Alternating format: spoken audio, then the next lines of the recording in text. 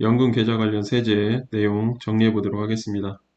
먼저 소득세 과세 표준 구간 조정이 있었습니다. 2022년과 2023년 소득세율표를 보시면 처음 3개 구간에 대해서 과세 표준 일부 상승한 부분이 있습니다. 과세 표준 확대로 인하여 서민들에게는 세부담이 일부 완화될 수가 있고, 이 과세 표준이 적용되는 퇴직소득, 양도소득, 종합소득도 일부 세부담이 완화될 것으로 보입니다. 연금계좌 세제 혜택 확대로 인하여 세액공제 대상 납입 한도가 확대되었습니다. 연금계좌 세액공제 한도는 연금저축과 퇴직연금을 합하여 계산을 하게 됩니다. 종전 세액공제 대상 납입 한도는 50세 미만 700만원, 연금저축 납입 한도는 400만원, 50세 이상 추가 세액공제 한도 200만원을 적용하여 900만원, 연금저축 납입 한도는 600만원이 되겠습니다. 구간도 종합소득금액 기준 4천만원 이하, 1억원 이하, 1억원 초과 3개의 구간으로 나누어 적용하였습니다. 그러나 2023년도부터는 기존 50세 이상인 경우에만 적용되던 추가세액공제 한도 200만원을 전 연령으로 확대 적용하면서 세액공제 대상 납입 한도는 900만원, 연금저축 납입 한도는 600만원으로 상향 조정되었습니다. 구간도 종합소득금액 기준 4,500만원 이하, 4,500만원 초과 두 개의 구간으로 나뉘어 적용이 되겠습니다. 4,500만원 이하 공제율은 16.5%, 4,500만원 초과 공제율은 13.2%가 되겠습니다. 추가적으로 세액공제 한도 관련 내용 정리해 보도록 하겠습니다. 먼저 총 급여 기준 5,500만 이하, 5,500만 초과 5,500만원 이하 공제율은 16.5%, 5,500만 초과 공제율은 13.2%가 되겠습니다. 세액공제 한도는 합산 900만, 연금저축 단독 600만원이 되겠습니다. 아래도 900만, 600만원이 되겠습니다. 최대 세액공제 금액은 합산 148만 5천원, 연금저축 단독 99만 원이 되겠습니다. 5,500만원 초과 최대 세액공제 금액은 118만 8천원, 연금저축 단독 79만 2천원이 되겠습니다. 연금저축을 단독 가입한 경우 월 50만 곱하기 12, 연 600만원을 납입하고 5,500만원 이하일 경우 99만원의 혜택을 보게 되는데, 해당 99만원의 혜택이 얼마나 큰 혜택인지 비교하여 설명을 드려보도록 하겠습니다. 비교는 적금과 예금으로 하겠습니다. 먼저 적금 월 500만 곱하기 12, 3.3%를 적용, 이자는 107만 2,500원이 되겠습니다.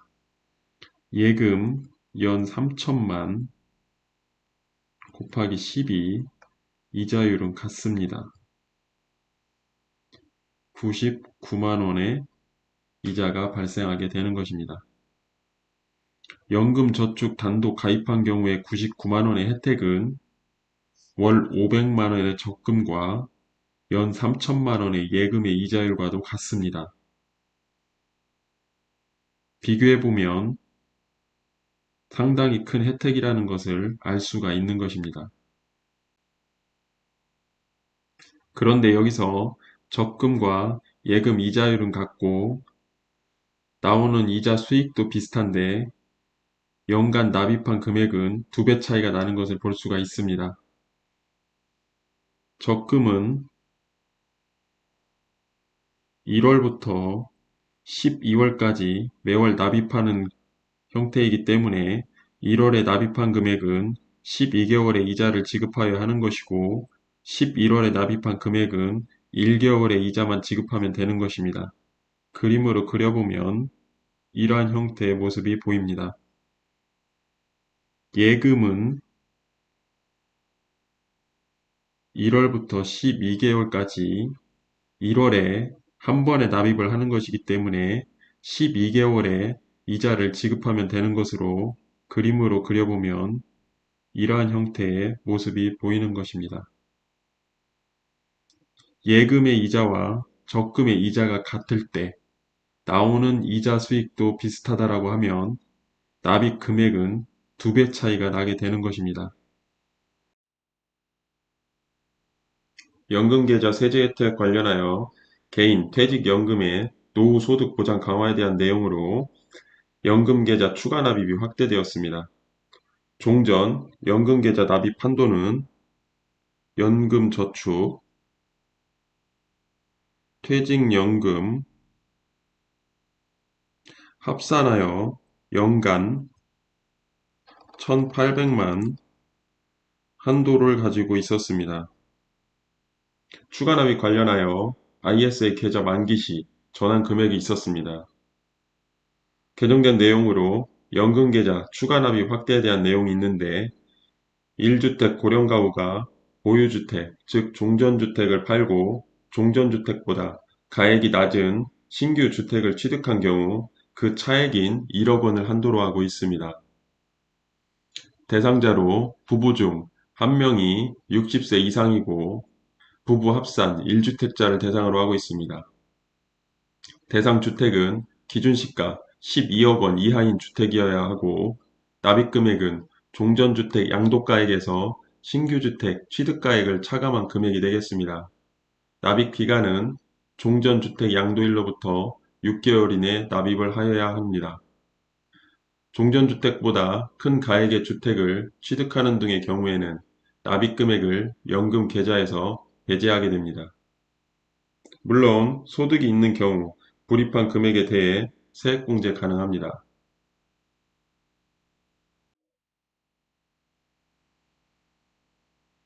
연금계좌에서 연금 수령 시 과세 방법에 대한 변화도 있었습니다. 종전 1,200만 원 이하 저율 분리과세 또는 종합과세가 이루어졌습니다. 1,200만 원 초과 시에는 종합과세가 이루어졌고 1,200만 원 초과 시 초과된 금액뿐만이 아닌 전액 종합과세가 이루어지는 것입니다. 개정된 내용은 연금소득 1,200만 원 초과 시에도 분리과세가 선택이 가능해졌다는 것입니다.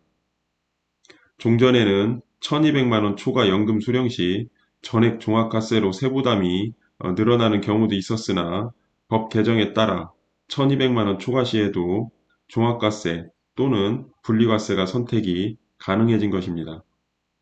그렇다고 1,200만 원 초과 시 무조건 분리과세를 선택하는 것은 유리한 것은 아니며 타 소득 여부에 따라 종합소득세는 달라지기 때문에 사전에 반드시 확인이 필요하고 판단을 하셔야 합니다. 연금소득, 종합과세와 분리과세 비교해 보도록 하겠습니다. 먼저 연금소득 1,200만 원인 경우입니다. 종합과세 계산해 보도록 하겠습니다. 1,200만 마이너스 연금소득은 전액 과세가 되는 것이 아닌 공제표에 따라 일부 공제가 되고 있습니다. 해당 표에 따라 공제되는 금액 590만 마이너스 기본공제 150만 계산을 하면 460만원이 나오고, 해당 460만원은 소득세율표에 따라 계산을 하면 6%의 구간 27만 6천원이 나오게 됩니다. 분리과세 계산해 보도록 하겠습니다.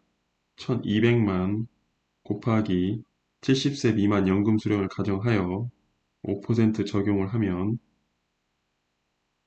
60만원이 나옵니다. 해당 사례에서는 종합과세가 유리할 것으로 보여집니다. 다음,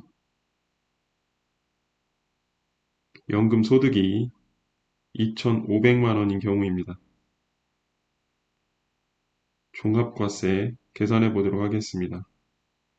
2,500만 마이너스 해당 공제표에 따라 공제되는 금액 740만 마이너스 150만 계산을 하면 1610만원이 나오고, 해당 금액은 소득세율표에 따라 15% 구간 마이너스 누진공제 126만원 계산하면 115만 5천원이 나옵니다. 분리과세 계산해 보도록 하겠습니다. 연금소득 2,500만 곱하기 분리과세를 하였을 시 15% 계산을 하면은 375만원이 나오게 되겠습니다. 해당 사례에서도 종합과세가 유리할 것으로 보입니다. 그렇다고 해서 종합과세가 항상 유리한 것은 아닙니다. 두 가지 사례에서는 타소득이 없다고 가정을 하였기 때문에 이러한 결과가 나온 것이지만, 현실에서는 해당 소득 세율표에 따라 타소득이 있다라고 하면 세율은 올라가는 것이기 때문에 계산 결과에 따라 유리한 쪽으로 선택을 하셔야겠습니다.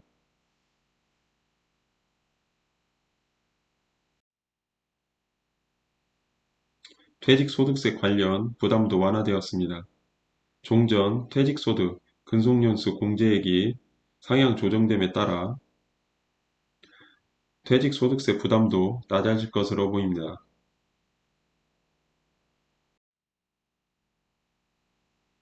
퇴직소득세 관련 근속연수 공제액 확대에 따른 퇴직소득세 감소액과 소득세율 변경에 따른 퇴직소득세 감소액을 비교해 보도록 하겠습니다. 엑셀 화면을 보면서 설명을 드리도록 하겠습니다. 먼저 2022년도까지 근속연수 10년 퇴직소득 1억 원이라 가정을 해보겠습니다. 지방소득세 포함 납부하여야 할 퇴직소득세는 548만 200원이었습니다. 그러나 근속연수 공제액 확대를 적용을 해보면 442만 7,500원이 나옵니다. 2023년도부터 소득세율 변경이 있었기 때문에 함께 적용을 해보면 426만 2,500원까지 감소하는 것을 볼 수가 있습니다. 근속연수 공제액 확대는 가장 많은 퇴직소득세를 감소시킨 것으로 보입니다. 근속연수와 퇴직소득을 변경해 보도록 하겠습니다. 근속연수는 15년, 퇴직소득은 3억 원으로 하겠습니다.